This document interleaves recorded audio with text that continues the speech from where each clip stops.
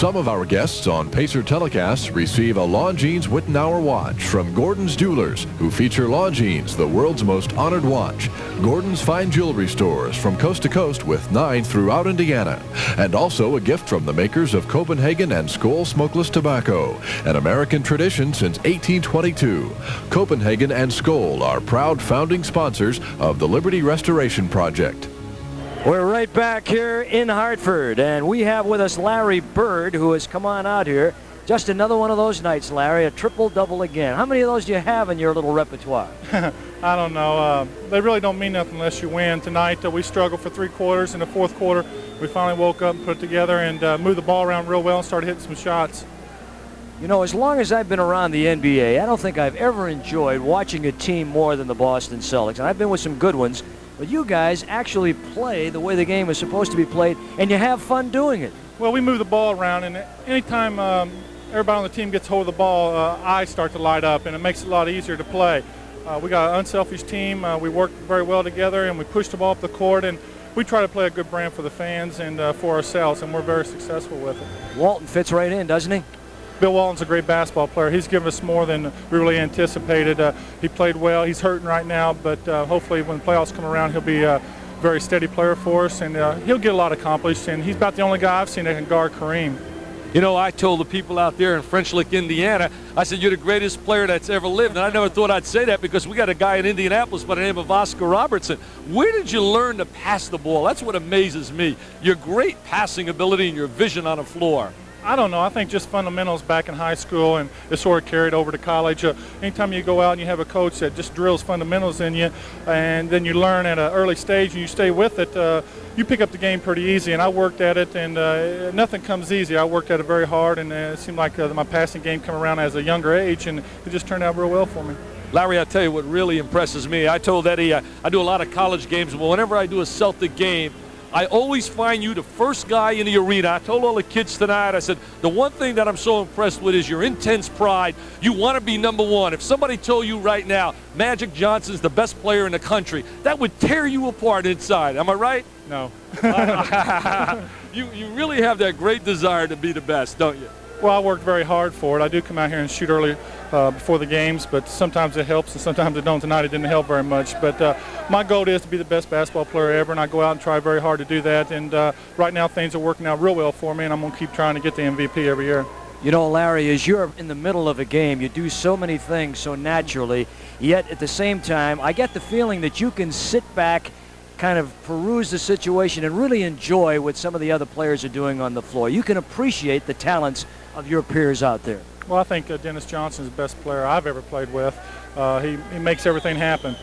He really don't shoot the ball extremely well at times, but without Dennis Johnson, we'd be a mediocre team. Robert Parrish is very good. Walton's good. Scotty Whitman can put the ball in the hole. We miss Kevin McHale right now, but he'll be back before long. Eddie, I'd just like to ask Larry one question. Oh, it's my man Eddie here. But I want to ask Larry one question here. We talk about the Celtics. We know how great you are. What about the Pacers and some of their young players? What seems to be the feeling in the locker room? You come out to play the Pacers tonight. What's your assessment of some of their young people? Well, they're very strong. They got 3 real good inside people. They got some guards that's coming on for them, Clint Richardson and Vern Fleming's good players, but it's going to take them some time. They play us very well every time we play them. They play a very strong game. It's just going to take time for them to mature, and once they do, they're going to be very good. What advice would you have for Wayman Tisdale? Came out the second player in the draft. He's had a little up and down kind of rookie year. He's a beautiful guy and seems to be struggling a little bit. What advice would you give a kid like Wayman?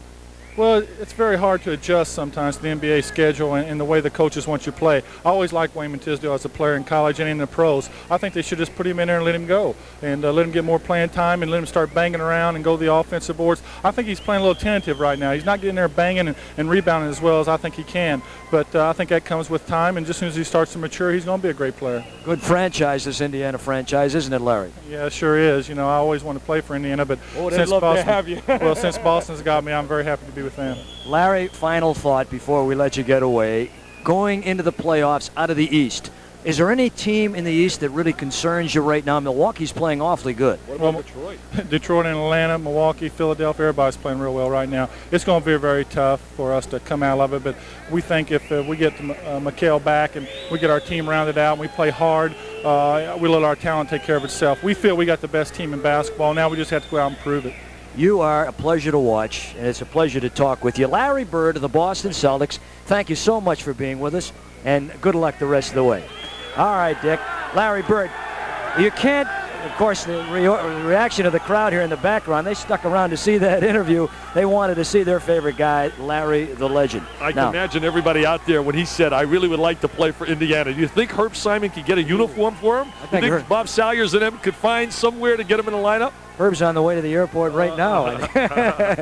Other than the fact that they just kind of fell apart here at the end, and it was almost predictable with this Boston team being what it was, that this Indiana club tonight played hard again. They had themselves a ball game until it got to be 82-78, and then Boston came up with 8 straight, a run of 18-5, and that's why they are the very best. Despite the fact they've been on the road so long, they came up with the big plays when they had to get it done. They're a great finishing team. They finish at the end what they start out to do, and that's ultimately get the W. They really know how to complete the game, and that's what great players do. So many games in the NBA are won, what we talk about winning time, the last 4 minutes of the game, and they just excel at that phase of the game. Larry Bird with 30. Herb Williams had another big night, 24, had double numbers in rebounds, but it was Larry Bird again.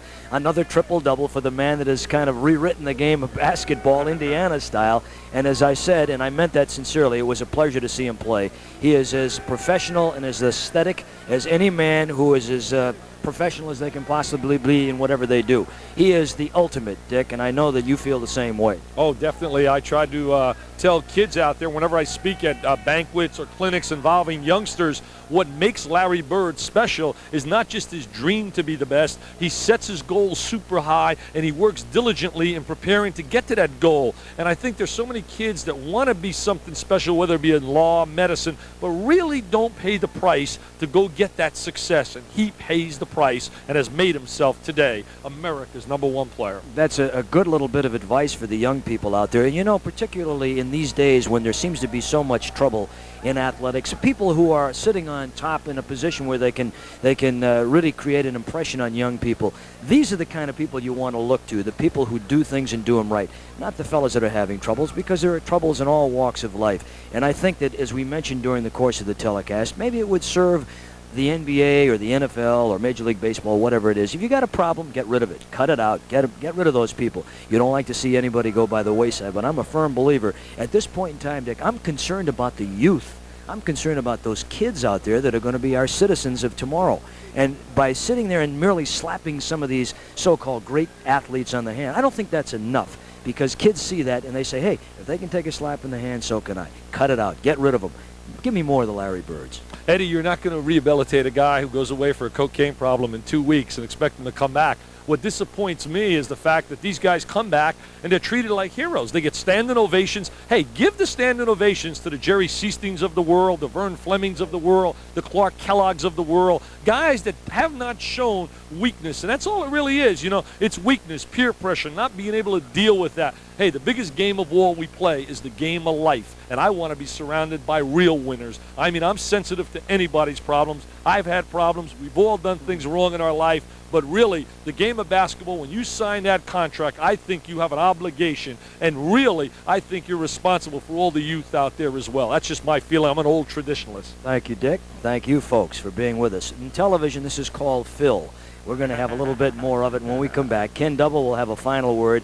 We hope you've enjoyed. I know the results probably are not what you would like, but in any event, you have to stand up and give Boston a hand. They are the very best. They are fun to watch, and they put on a clinic. And the Pacers, for the second game in a row on the road, have done a nice job. They scrapped, they hung right in there, and better days are around the corner. For the coach, Dick Vitale, this is Eddie Doucette. Ken Double is coming back. Till the next time you and I get together, thanks for being with us, and so long. We'll be right back after this.